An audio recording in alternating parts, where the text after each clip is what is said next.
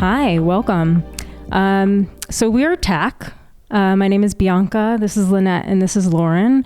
And thank you all for being here. I think many of you are artists in the show, and many of you have probably seen the show, but we're in the Dean Porter Gallery in Couse-Sharp Historic Site in Taos, New Mexico.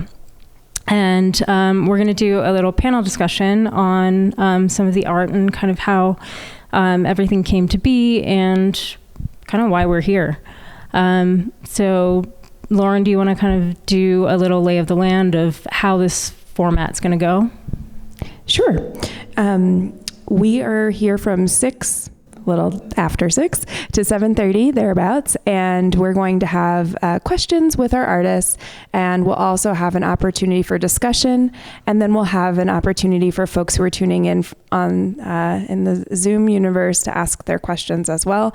This entire evening is being recorded and will be archived and will be available on our website. And so, as are all of our TAAC talks, we have a series of TAAC talks where we sometimes go to artist studios, and they're pre-recorded films followed by discussions with the artists in Zoom. So this is a hybrid version of that. And so you can share this with your networks and your friends and family afterwards. And Lynette's going to just give a really brief overview of what TAAC does, and then we're going to get started. But again, thanks everybody so much for being here, and thanks for your patience with our technical difficulties.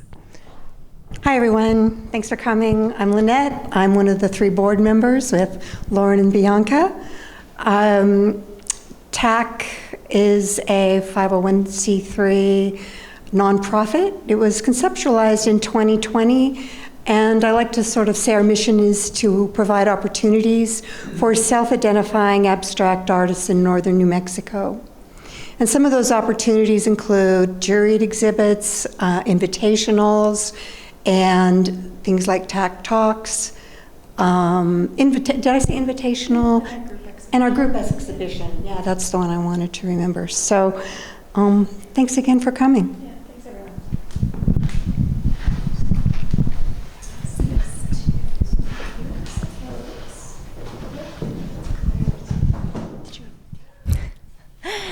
So basically, to start, I just want each one of you to introduce yourselves. If you have artwork in the show, maybe you can point it out and just give us a little snippet of your practice, and the curators same as well. So should we start with you, Claire? My name's Claire Coté, and this is my artwork. This place is seen. I am an artist mother, and I also do community collaboration as a part of my practice. I live up north of Cuesta, and so my practice is very rurally based, and very much like my family is a part of the fabric of my practice, and exploration and material experimentation is a lot of what happens these days, hence something like that. Excuse me. Hello, my name's Matt Thomas. My piece is right over here. This geometric piece. I am an architect and artist and community organizer here in Taos. And I've been here a little over 20 years. And I just live right down the road and on Lower Ranchitos with my husband. And my practice is multi-facet and scale and in material. And so I was excited to show some of the artwork that I do, but I also started and run an arts nonprofit called the Paseo Project, and I have a license for an architect, so I do some light architecture as well. And so I love combining and confusing all those things into my practice.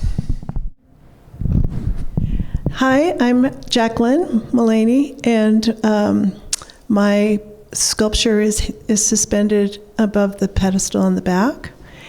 I'm a paper maker and paper artist is how I kind of term myself, I guess.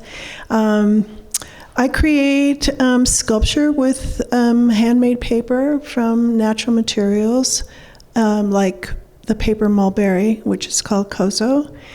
And I also include other materials like flax roving and plant fibers. I'm very drawn to mixed materials and three-dimensional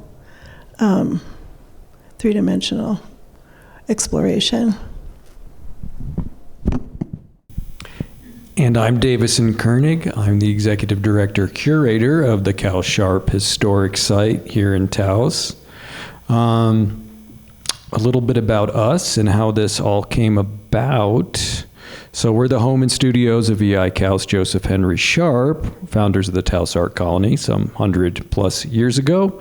We're also home to the Lunder Research Center, dedicated to Taos Society of Artists, the early artists of Taos, but more importantly, the complex, rich history of Taos, northern New Mexico, and the region, and the interpretation of that story and why is that relevant today is kind of our focus, is telling this multicultural story of Taos. So when I first entered into an exhibition space of the inaugural exhibition of the Taos Abstract Artists Collective Group several years ago now, that began a conversation with Lauren, Lynette, and Bianca, and we said, there's kind of a cool intersection here between what artists were doing 100 years ago in Taos and what artists are doing today. And so we kind of started to explore, well, what is that connective tissue between representational artists 100 years ago and abstract artists today? Because on face value, it seems like, well, there's no really connection. We're all just artists. But it's like, well, once you start to take that out of the box, it turns out there's a lot we have in common. So that begat a conversation where we got a whole bunch of artists together and had a roundtable discussion and started asking questions about practice and place and history and culture and what does it mean to live in Taos Valley and inherit this breadth of cultural continuum and material expression that's all around us and palpable and visceral and that really is hard to ignore and is part of why we love living here. So that was really fun. And then we said, well, shoot, who's going to curate this? And it was like, well, gosh, I would love to. Like, this is fun for me. And it was like, well, what about Alexandra Terry?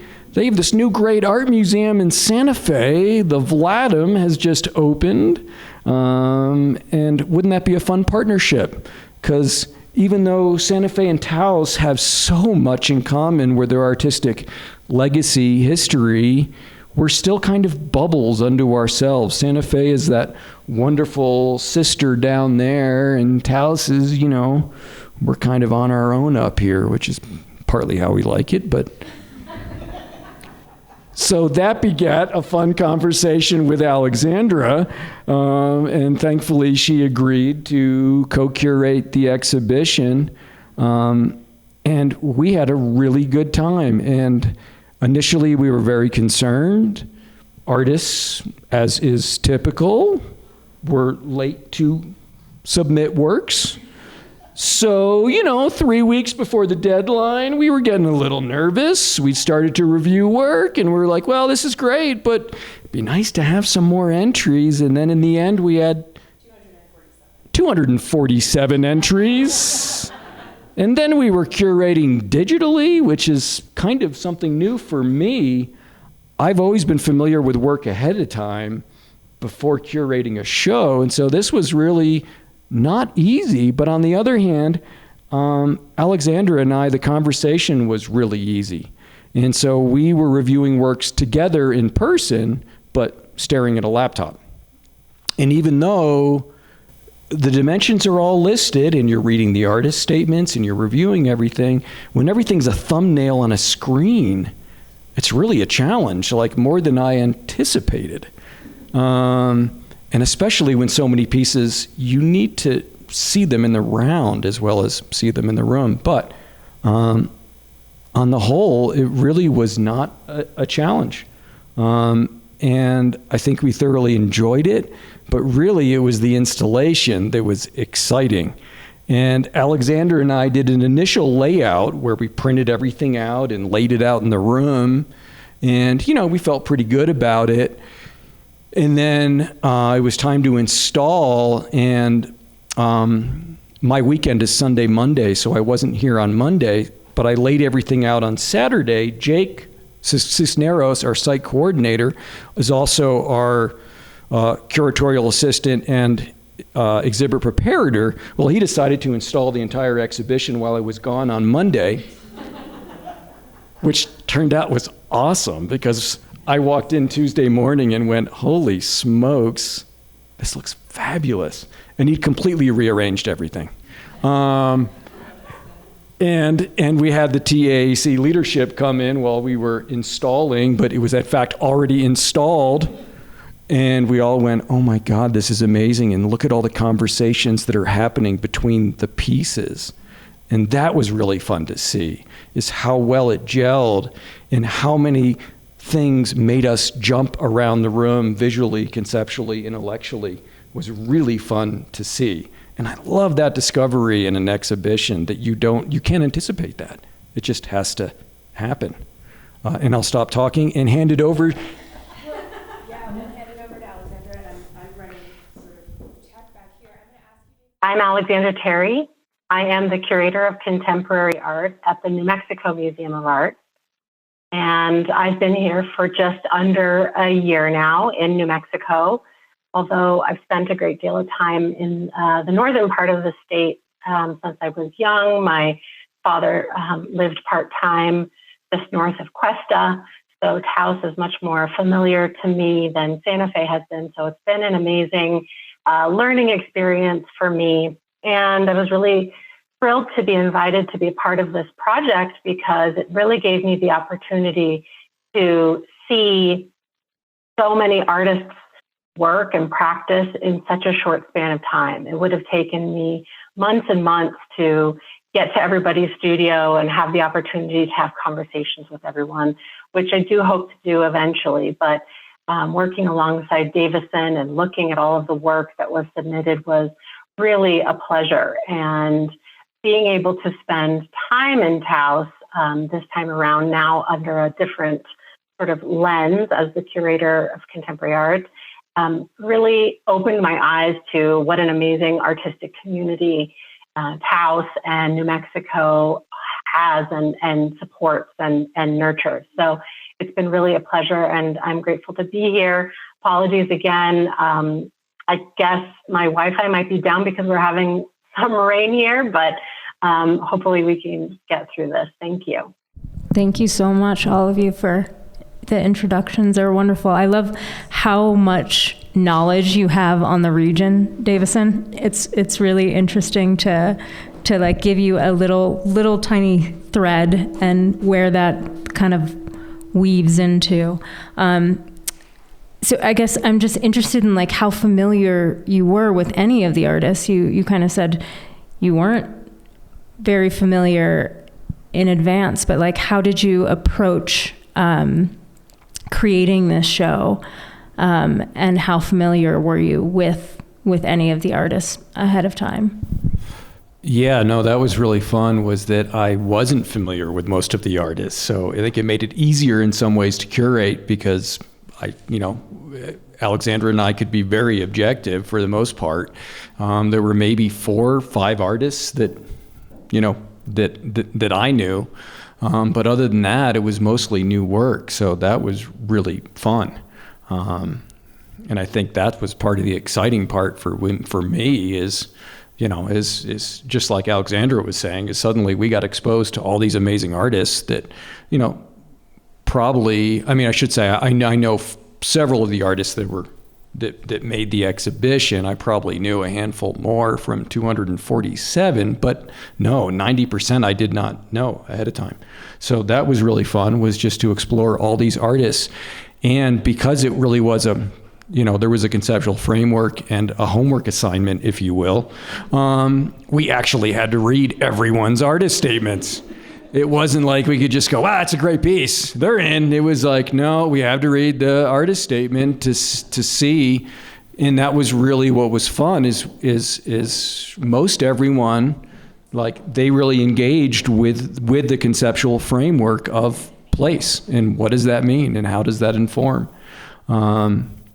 So yeah, I think that just made it all the more intellectually engaging it was the exploration of all this diverse art. And we had a lot of great art. I think it's really impressive how many artists Taos Abstract Artists Collective Group has brought together. I mean, we've only had, to my knowledge, only a couple really active artist groups in 100 years. Maybe the Taos 6 was the last really group that identified as an artist group, but I don't really know what their manifesto was exactly. But before that, it was the Taos Society of Artists. The Taos Moderns were never really a cohesive group. It was a movement, but it was a movement from 1917 to 1978. I don't know. That's a little, that's different.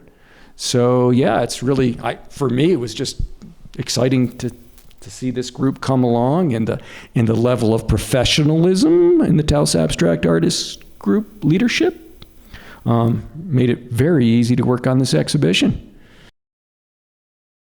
Thank you. And I guess jumping off of that, you three artists, how did you approach applying for a show like this when it's very conceptual in nature, and so there's nothing necessarily very tangible to go off of? It's all based off of the intangibility of a place.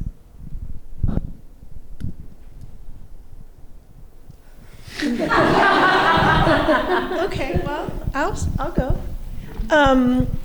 I thought the theme was very intriguing because it made me think about what are they asking for? What is the intention? And because it was so broad, it really made space to explore my own dialogue with myself and my work. So it kind of fell together really nicely because sense of place is so broad, and it can come from many different angles. It's not just land, but it's space and time. And so it then, really expanded my thought process on what is my work about, and what do I want to say about it.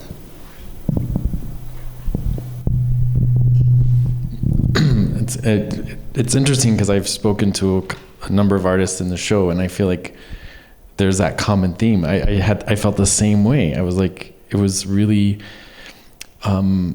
introspective, the questions, and I have it on I pulled up the call because I was like, why did I apply to this? And like what? And there was just some of the wording that really resonated to me. Just a place which we make, a place in which we are, a place in which we rest. And then there was also this reference to, this place as not just now, but the past and the future and where we are in it. And so I did the same thing where I just really sat in the statement, and it helped me to look into my own work and my own practice and through that lens of place and landscape. And so I didn't make new work. I actually was able to look at the work I have done in the past and inherently reflecting on where I am and living in my studios here. And it was really, I was so impacted by it that I actually returned to a lot of the work that this piece is a couple years old, because the theme really pulled up and acknowledged so much that I kind of, sometimes you do stuff and you're like, yeah. And then it was just a really a wonderful reminder of the work I do and how I do it. And that's been really, really powerful for me. It's been great. When I saw the call, I was just really excited about it because the questions that were asked in the call are very, very similar to the ones that I ask in my own practice. Like place, pretty much all of my work is about place in some way or another. And so I was just like, if I don't apply to this call, I'm a complete idiot. It just sort of like, it was a perfect fit for me. But I had a similar experience of, I already had made this piece and it was already titled This Place Has Seen, but it wasn't ready to be shown, like it was a paper landscape, like a topography. So the call forced me to actually like conceptualize it as a sculptural item on the wall and think about it, to take it the extra step, and then also to more deeply consider a statement about it and the process that actually brought it into being in the context of all the questions and the conceptual framework. So I knew that this piece was the one kind of right away, although a lot of my work might have actually been relevant. So I loved it. I thought that the way that the theme and the question and the context created was really important, because I think that often the contexts that were considered in the show are not considered. And so, and I think they need to be more. So it was just a breath of fresh air to have that be a part of it. I think you bring up some really interesting points about how the work that we make shifts meaning over time, and how we sit in a space where how we kind of sit in this space, and this space helps define the work. And I'm interested in how all of you kind of pay homage to this place that we're in, but you're all from different places. You're what people in Maine would call from away. Me too. I'm originally from DC, and I came to this space and I love it and it calls me. But I'm just curious how you, in your practices, in your work, how you pay homage to a place that has such a rich history before you were here.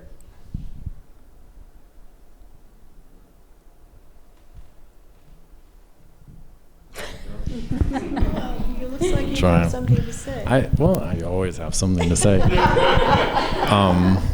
Two things come up for me, and the first one is kind of the easy answer. And I had the extreme privilege to work at the Harwood Museum for 4 years doing their collection management, and just to have that opportunity to see this lineage of artwork, though limited in some ways as well, was a huge lesson to me in education, in sort of a narrative of art making in northern New Mexico. And that had a huge influence and impact. I can't even probably pinpoint it all, but just to be surrounded by that daily, in addition to just living here, and you can't but be influenced. And so I feel like the work I make, the work we make, the work that comes out of a place in some way references. And then I'll just go a little deeper in this idea of paying homage.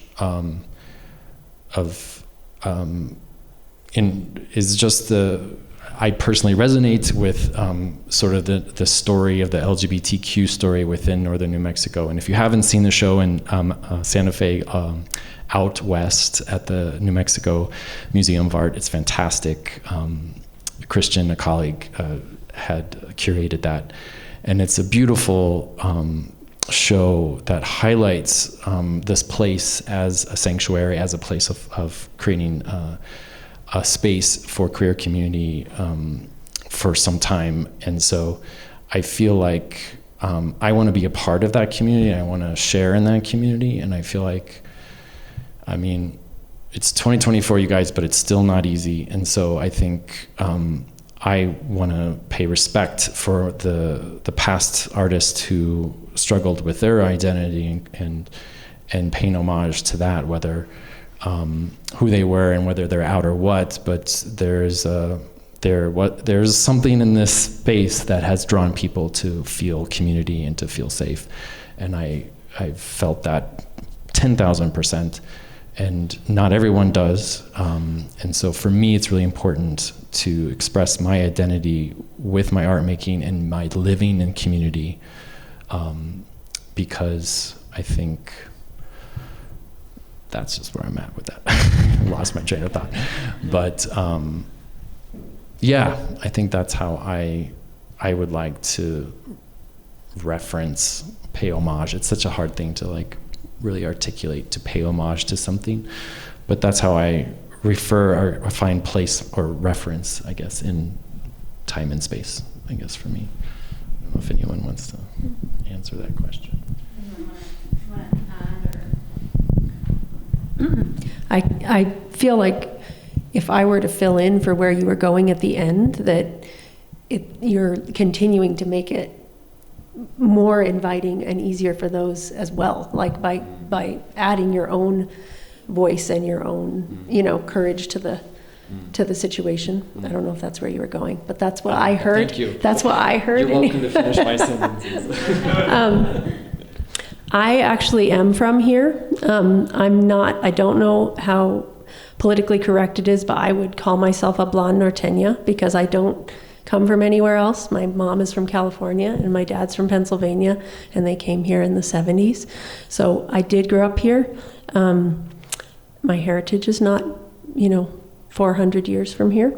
But this place really is what I grew up with, and what I'm choosing to call my home now. So I guess I would echo a little phrase that you said, Matt, which is how can we not be influenced by this place? And that's how I feel, is that there's no way for my work to not be influenced by my experience of being here. And then the part that I feel like I really want to invoke in my practice is a gentle curiosity that deepens that understanding of influence, so that that it is more understanding of the other voices around me and the other experiences around me that are impacting me, but I may not even be aware of that impact. And I, both current and past, so there's boundless understanding that if we just continue to be curious, that we can learn about, whether it's just in a conversation with another person or learning more deeply about, the ecology of the place or the geology, or, it's just, there's sort of, you can learn forever, so, but gently, because I think that learning is also, and knowledge can be an exploited practice as well. And so kind of allowing that to come to you in a way rather than seeking it out as an explorer. So that's why I like using the word gentle curiosity, because it feels like it invokes like a reciprocal kind of relationship with place. So I guess, I don't know, I kind of answered that question. Took it in my own direction. I think that's a great term, gentle curiosity, because you're allowing things to unfold is so rich. There's so much there. There's so much magic that can happen, as opposed to pushing and making things happen. My influence from this land was in the 70s, when I was weaving and spinning and dyeing wool with plant fiber, living in the Sierras in California. And I saw a photograph of a book, in a book of Taos Mountain. And it called me all those years ago. It's taken a long time to get here. But there's something about There's something about this place that's so powerful, and I think it has to do with the elements. I know for myself, personally, I had a difficult time with the wind when I first moved here 14 years ago. And it took a while for me to make friends with the wind. And when that happened, things shifted. There was definitely a palpable shift in my sense of peace within myself and my relationship to the elements. And I've lived in rugged environments before, but this place is unique, and it's very humbling. And I think that really opens doors for unfolding, for allowing, because you don't have control, and it's a great lesson in life that you don't have control over everything. I feel like you, Davison, will have kind of a lot to say about this. And I'd love to hear what you have to say. Repeat the question. It's kind of how do you pay homage to the intense like history that this place has had in the past before you, especially as all of us are, and apologies for, as most of us are from away. Sure. Yeah, so that is not an easy one. That is a challenging one. So yeah, my family's from New England from the 1600s, so I'm very familiar with the term "from away," because my family was originally Mainers and Connecticut Yankees. I moved out west after college, and then through a series of events, married a woman from Santa Clara Pueblo while I was living in Tucson, working at an anthropology museum for the University of Arizona. And our goal was to retire to Taos. But life had other things in store, and I wound up moving to Taos for a job opportunity, which was really kind of building the Couse-Sharp Historic Site into a contemporary museum and then eventually a research center. So I spend all of my time basically researching Taos. Like, that's what I do. All of my bedtime reading is nonfiction history, because I am absolutely captivated by just this, what we call a crossroads of culture that is Taos, and how fascinating Taos's history is going way back. In terms of Taos is kind of always at the center of what is now an American history. Going back a very, very long time to the edge of Mesoamerica, and we've always been this borderlands. We've always been on the edge of empire, which is fascinating. There is something to the elements. There is something to the geographic location of Taos. We were the edge of Mesoamerica with Chaco and Mesa Verde and all of this. And then we're the edge of where New Spain meets the indigenous empire. And then we're the edge of colonial expansion with the Anglos after the Spanish. And so so how do I pay homage to that is by trying to understand it, and trying to interpret it, and trying to share that with our community, and with our nation. We joke that our goal at the Couse-Sharp Historic Site is to rewrite American history by rewriting art history. But we're actually not joking. It's just, we can't talk about it too much. Otherwise, it's not subversive and fun. But it is important. Like it's not out there. Like you have to work hard to find Taos's history. I mean, its culture is palpable, its material expression, its art is palpable, but finding those connections of how Taos actually intersected with our with a larger history is just not, it's not on the surface. So I'm always trying to find ways to connect our local history to a larger history, and in ways that our experiences can connect to, right? Because we all have our experiences, and how do you bring that to bear and make that connect where you go, wow, okay, that's pretty cool. So I guess that's kind of how I pay homage, is to keep understanding it and finding ways to interpret it through the site, through exhibitions. And this is a great example of using contemporary art and abstract art to dig into that rich mine that is Taos, that is everything from our geologic history to our human history. Is exciting and fun. That is very exciting and fun. I don't want to leave Alexandra out in case, do you have anything to say? I feel like you're this floating head on the screen, and I don't want you to feel left out. We want to hear what you have to say. Can you hear me? We can.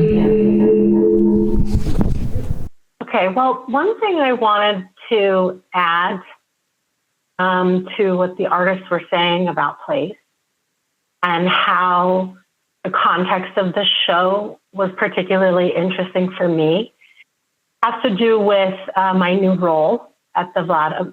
So I just to explain, I'm the Curator of Contemporary Art for the New Mexico Museum of Art. We have 2 buildings for 1 museum, and the Vladam Contemporary is our new building. And the first exhibition that I had the opportunity to work on in this role was one at the Vladam that I worked on collaboratively with all of the curatorial colleagues in the museum. And that's on right now, called Off Center, New Mexico Art, 1970 to 2000. And, I don't believe in coincidence. I believe in synchronicity. And what's so wonderful about being invited to jury this exhibition is that in this exploration of space, we look at how artists translate and give perspective to and highlight place. And working on this exhibition that's at the Vladam, looking at art production across the state from 1970s to 2000, I was really struck by an undercurrent. So many of the artists that we have in that exhibition are folks who moved here, but many of them are folks who have been here for generations. And when we talked to these artists, and then when I read statements from the artists who submitted artwork to this exhibition, what struck me is, yes, this idea of place, but something bigger than that encompasses the idea of place, and that is space.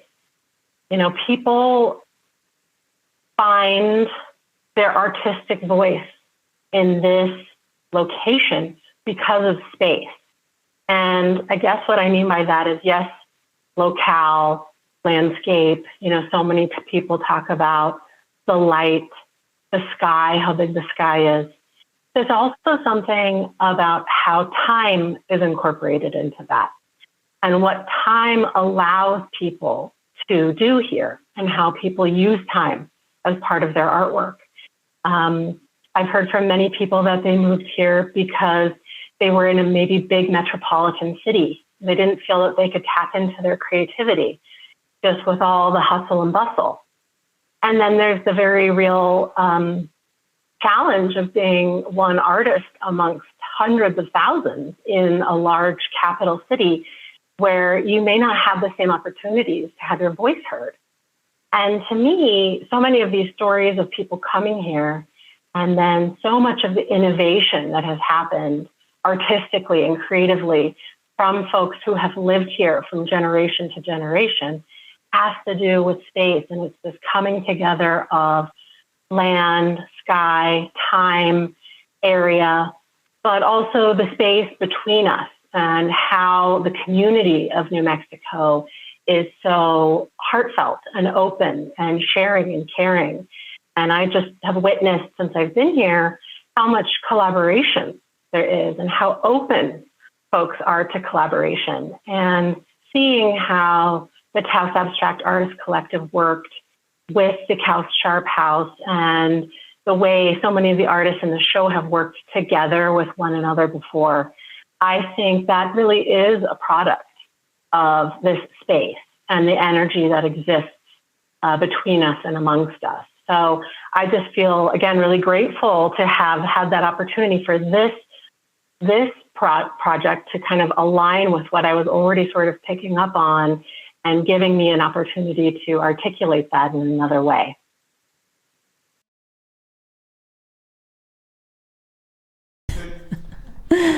I love that you talk about community, both you and Matt, just about how building it and bringing it together in different ways is really important to you. Matt, you with Paseo, you do a lot for this community. And I'm wondering about like the challenges that exist within that realm in a space where at times the communities, I'll say multiple communities, can be very divided, and the challenges that kind of go along with creating a space that is open and allows for inclusion.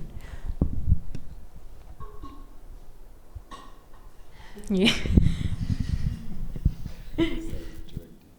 Can I just say something really quickly? I really appreciate what Alexandra just said about the space between, because it's the space between us and everything that seems so alive. And I think, that feels so important relative to communication and building community and creating community.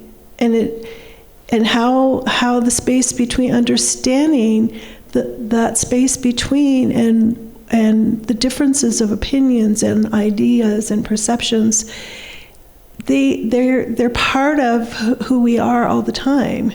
But we living in that moment between everything allows for things to surface where I think communication really is helpful and brings clarity. Yeah, as you were talking, I was thinking what I was really attracted to in the show too was you could have easily done a landscape show. Like it could have been like, abstract landscape show. But as Alexandra so beautifully brought up about, and you mentioned too about space, and that I love how we've broadened this idea of landscape. It becomes place, becomes a space, and then we very quickly tie in this idea of community and together and how we hold space within that, which is the theme for the Paseo this year, actually, holding space. October 3rd through 6th. And so,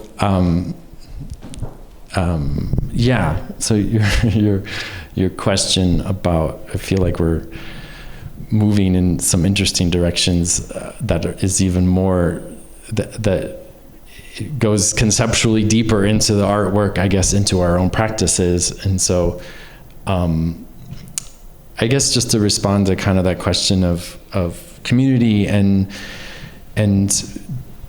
a collection of wonderful different types of communities that live together. I don't like to look at it as divisive. I don't like to see conflict. That's just who I am. I know there's conflict. I hate conflict. But a friend of mine, a really good friend of mine, said to me that why are artists being in charge of like creating community engagement? Like, why are we putting so much onto the artist to be a part of this larger? And I thought that was really interesting because the work that I do, my practice within Paseo, is about looking at art as a public practice, as a form of creating spaces for us all to come together. And so, And I've always made note of that because I think some artists just want to make art. Like they just want to put art on the wall and they have something to say. And I feel like in the last 20 years and probably even longer, there's been an emerging sense of art doing more, art being asked to do more. And so, and I have another friend who said, now, if you have something to say, now's the time to say it, and art should say it, you know? And so I feel like there is an urgency of now. And so I would just say that I think it's important in a space like we live in, like Taos, where we are just given opportunities to listen and we're given opportunities to share. And I think that's it's such a complex place where sometimes those opportunities haven't been so open or inclusive, whether you're in a gallery or in a museum, or able to host your own. And so I think creating new platforms for that, and I think public art initiatives are really important in our community, and I think we all should pressure our town and county to press for more funding for public art initiatives, and I will keep saying that over and over again. There is no funding for public art in our community. And so creating Paseo as an opportunity for us to come together through art and to share has been really important for me, and I think it's been felt through the community. And it's been important that in the past we've had over 50% are New Mexico or Taos County based, and this year actually we only have one visiting artist and the rest are all local artists. So year 11 is just gonna be about focus of celebrating our community through that. Yeah, I'm just gonna leave it kind of there in terms of, I think a lot can be said of what people like and don't like, but I choose to just really keep the perspective of just offering opportunities for people to express and to share and to be in that. And that I think is super important right now. And we need to be empathetic and listening and respectful to each other. Something to add to that. Yeah. I think that another aspect of that is stepping out of our own comfort zones, because when it's well and good to create an invitation, but going back to that concept of reciprocity, it's also important to accept invitations and also to maybe go into spaces or experiences that you don't necessarily might not normally have. The question you asked brought a memory which actually just happened right down the street here. There was a really great example to me of parallel experiences of the same place. And I did some classes at UNM Taos, and there was a collaborative project, and I was paired with another local girl. I would call her Hispanic. I don't know what she was self-identified as. She was from here, grew up here. And we were trying to decide on a place to work on our collaborative project. And she came up with Roberto's restaurant, and I came up with Café Taza. And it was right there, and Roberto's was right behind Café Taza. I didn't know where Roberto's was, and she didn't know where Café Taza was. And they were literally adjacent. So just as an example of how we can experience the same place so differently, and we went to Roberto's, and I let her order because I didn't know what was yummy, but just it's like choosing to go to things that you might not choose to, and because that's sort of what is through that invitation, we're asking people to do things that maybe their cultural experience might not have them choose to do.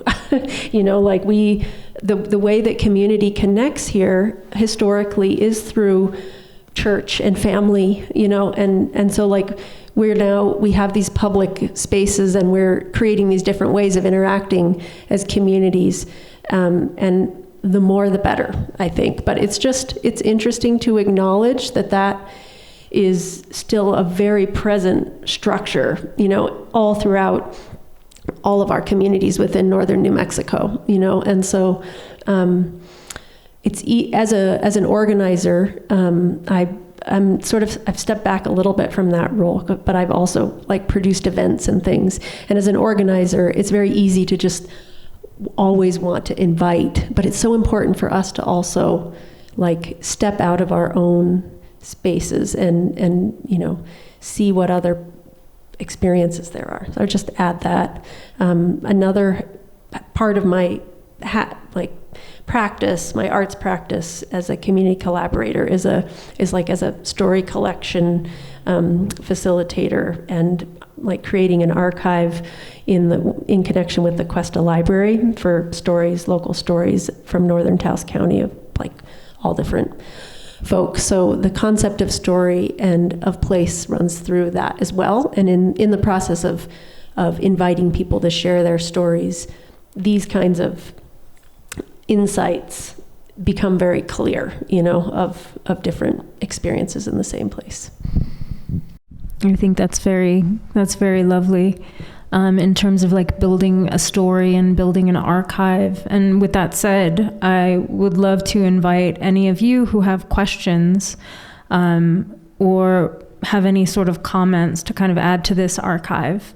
And if you have a question, if you online have a question, if you could just type it into the chat and Lauren will speak it. If anyone in the audience has a question, then we have a microphone for you.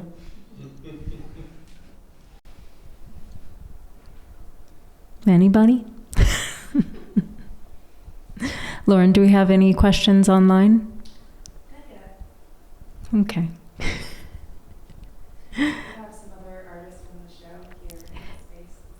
Yeah, do the artists that also have work in the show just want to raise your hand so everyone can see who you are? And if you want to add to this conversation, if anything that anyone up here has said has sparked something, or anything you have on your mind right now about this show, please feel free to speak it.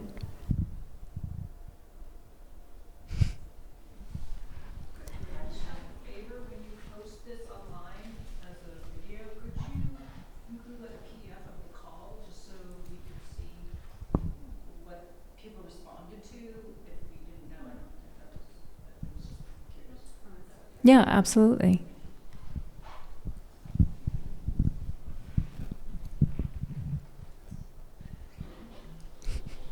I know there are some questions out there. I would love for the other artists to just introduce themselves and their work if they're here. Do you feel comfortable with doing that? I'm Lydia Johnston, and that painting there is my piece. And I, as a painter doing abstract work, I have no idea what I'm painting.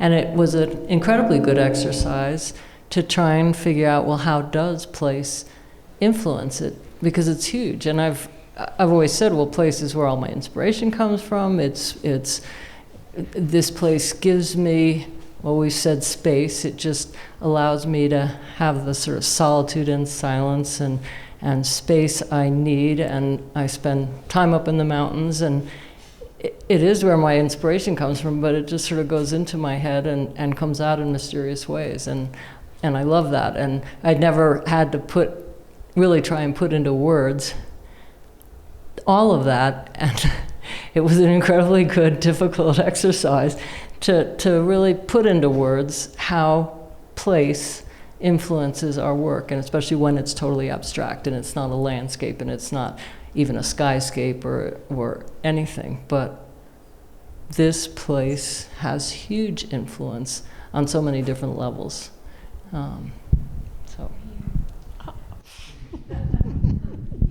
Hi, my name's Rhea Burnett, and my print is the one over there, yes. And I am in the same group as Claire and Matt. I didn't make anything new. And actually, the funny part is I did make a few things or had a few more recent things, but nothing was quite really hitting. So I have a box of many prints over the years that I've had, and I was actually looking for a different print, and when I found that print, that wasn't the right one, but then I found this one that I hadn't looked at for quite a while. And this print's actually 20 years old. But I felt really wonderful about that because it just confirmed to me how important place has always been in my art making and always been in my being in this place. And yes, we're all from away, most of us. But in a sense, we're sort of voyagers, and we go around looking for the place that's going to be our home. And I've now been here 35 years. This is clearly my home. And that's such a comforting thing, really, to know that you've found your place where you can have your roots, whether you're very active or not very active, but just, this is the place, period. It's simple. It's so simple. And that's all I need to say. Who's next? I'm not sure that this microphone will reach over, if you wouldn't mind.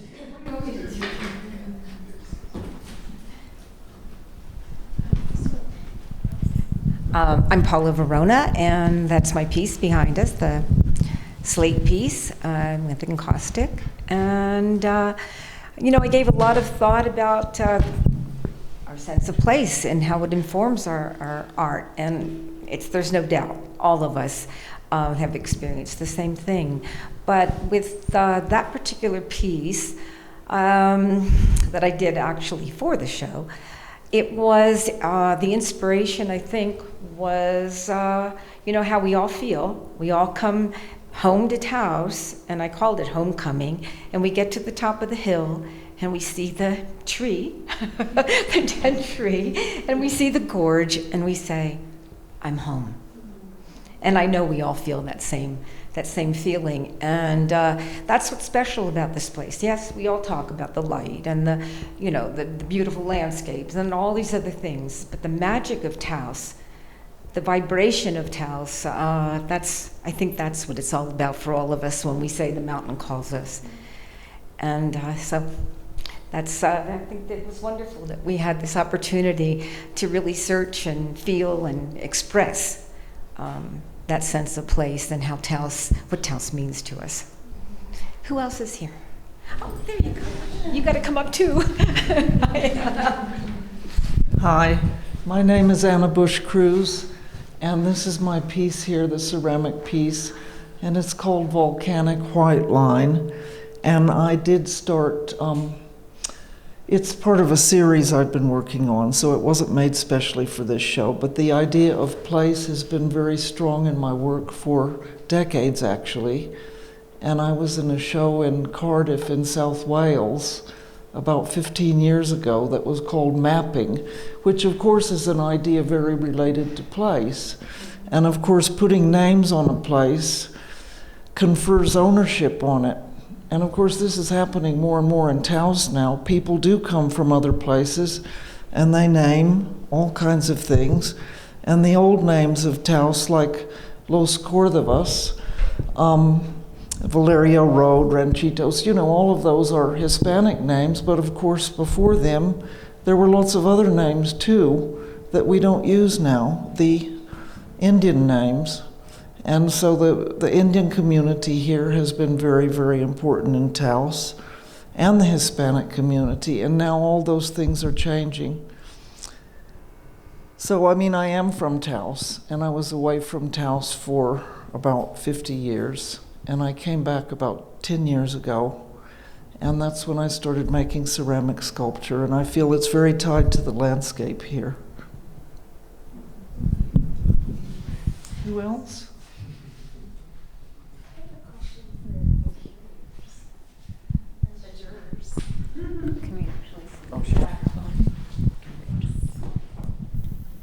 I have a question for Davison and Alexandra.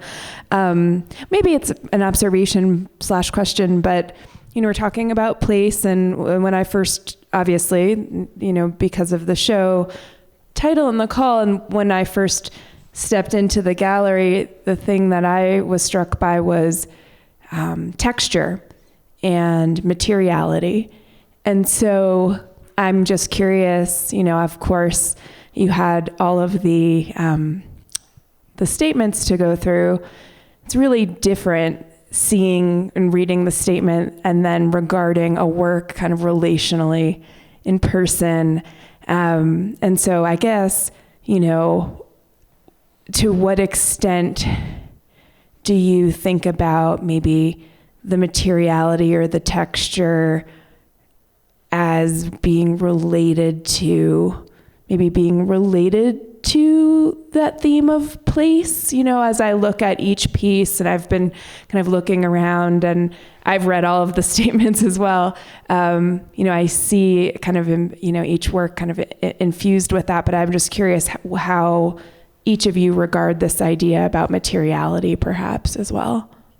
Does that make sense? Okay, great. Alexandra, do you want to go first or shall I? Sounds like I'll go. Unfortunately, I just couldn't hear the question very well. Okay. The question was largely about materiality and what influenced our decisions on choosing this work, because there definitely is connective tissue throughout the exhibition. I guess I'll start. I really liked what Alexandra said earlier about that space in between, because when I look around, that's exactly what I see. Is this show is entirely the space in between. I myself am really drawn to more minimalist work, which is interesting, I guess, because our Couse-Sharp Historic Site is largely representational work. But I really liked the kind of reductionist that I see in this gallery, and that people really brought it down to these fundamentals that I think forced the viewer to really engage with the work. One of the choices we made was to not have labels on the walls. In my experience, curating exhibitions, we're so trained that we walk into a room and we could be seeing Van Gogh's Starry Night for the first time, and we're going to walk up to the wall and read the label. And it's like, oh, bummer. You had one chance in your life to experience that wholly, and you just blew it. And so I think it's been really nice to see people walk in and engage with the work, and first engage with what's before them and try to contemplate it. And then people reach for the gallery guide and then read about it. And I think that's really important. So yeah, for me, the materiality is huge, because I want to engage with the material. I want to engage with texture. I want to engage with shadow, in something that's, largely ethereal. Something that approaches us and taps into some psychological nerve that is intuitive, that is not conscious. And I think the work in here is so strong, because every one of these pieces, you just want to walk up and engage, and sometimes you want to touch, which is always a good sign. When people want to touch work, that's good. I shouldn't say that as a museum professional, but I highly encourage you to touch work anywhere. Yeah, I don't know. Alexandra? Oh. Well, the truth is, when you're looking at one image of one piece on a computer screen, you don't know what the texture really is. You don't know in a thematic way what the material is. You read what the material is, and you trust the artist to express what the work is through the words they've provided you, through the statement. And so in circumstances like this, as a curator, I have to rely on A, what the artist has provided me, and B, my sensorial experience of artwork and artists and the world.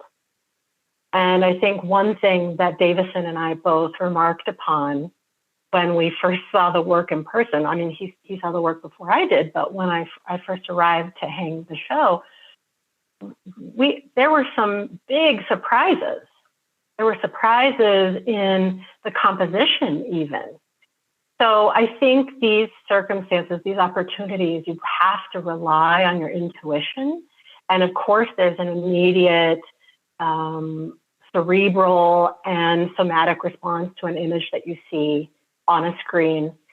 But there were just so many happy accidents that are a result of the sort of synchronicity of this group, the call itself, the location, because it was just not possible for us to really read every subtle, nuanced element of the artwork.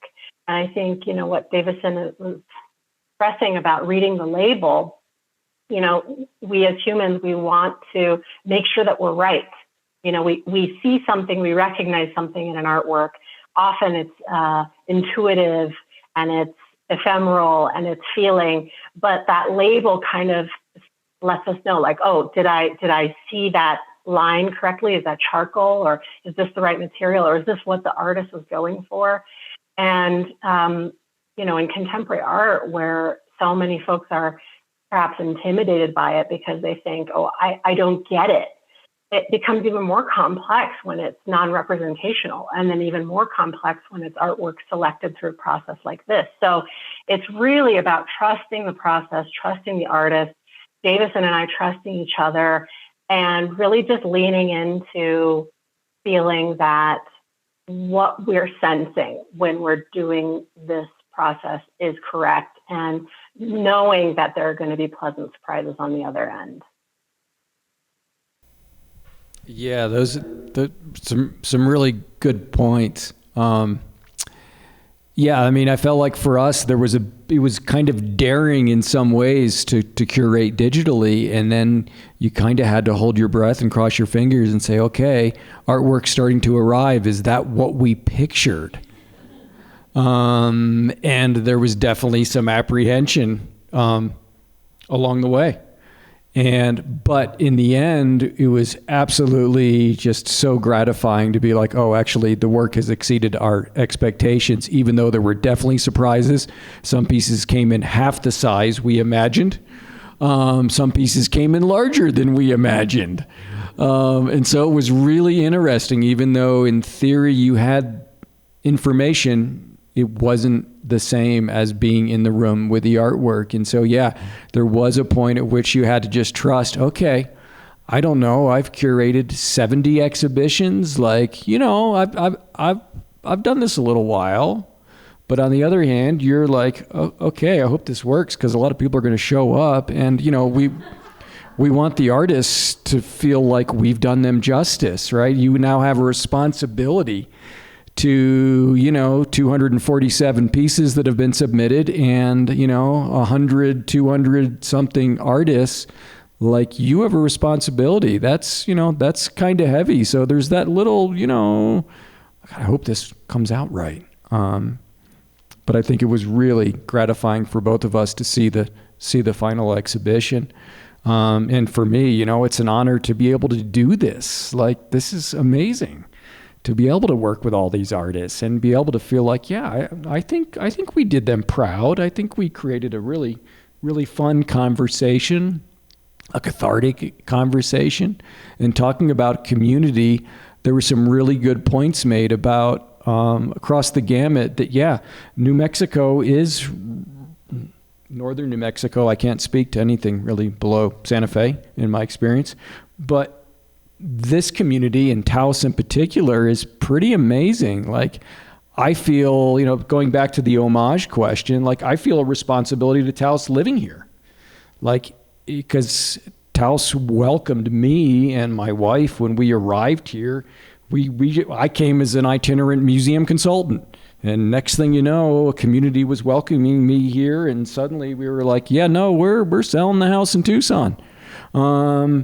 And like everybody else, I have that Taos arrival story.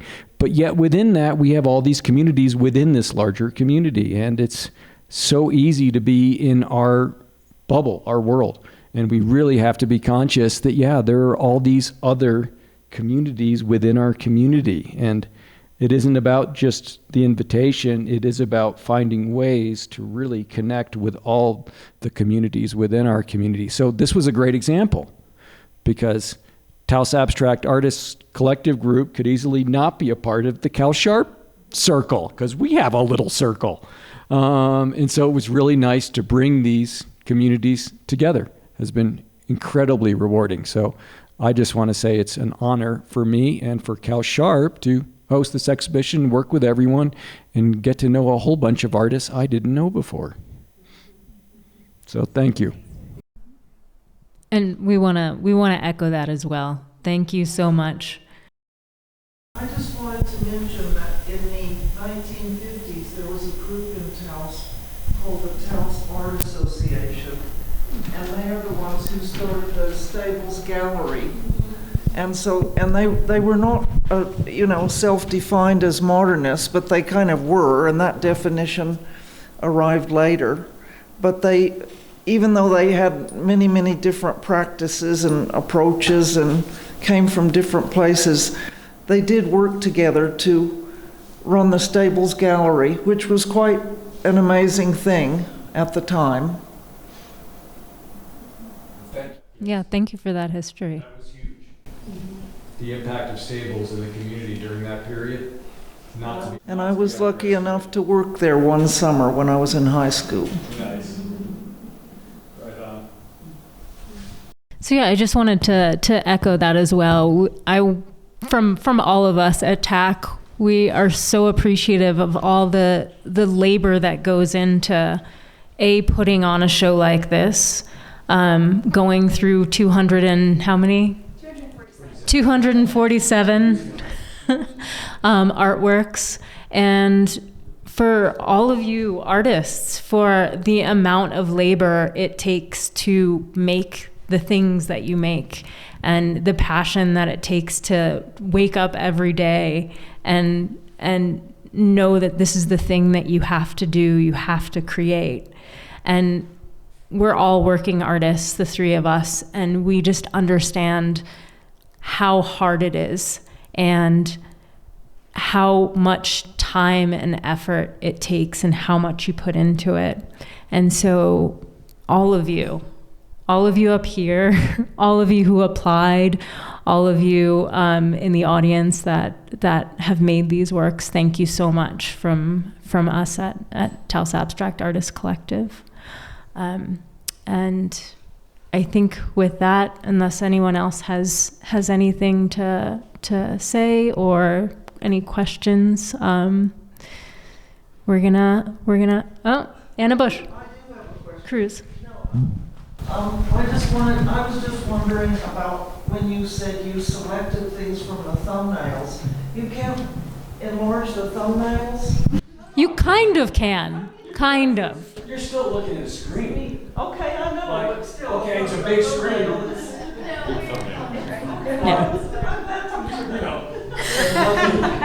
Technical question. As a museum professional, I just want to reiterate that galleries' real experiences will never be challenged by the internet. As wonderful as it is, as wonderful as digital technology is, being in a room with stuff it's necessary for humans. Let's just say that. There's a place for everything digital. That's wonderful. Digital art, big fan, great. Love AI, can't get enough. We'll cut that knot out. Yeah, I was just joking. But like, this will not be replaced. We need these experiences as humans. That is a fact. That is why art will never go away. Galleries will not be replaced. Exhibition spaces will never go away until the asteroid hits us, but that's another story. On that note.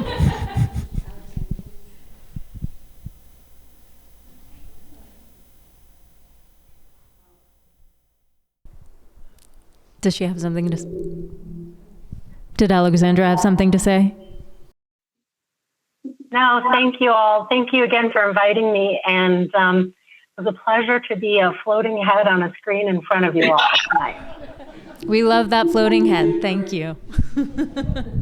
And thank you all for being here, both online and in person. Have a good night.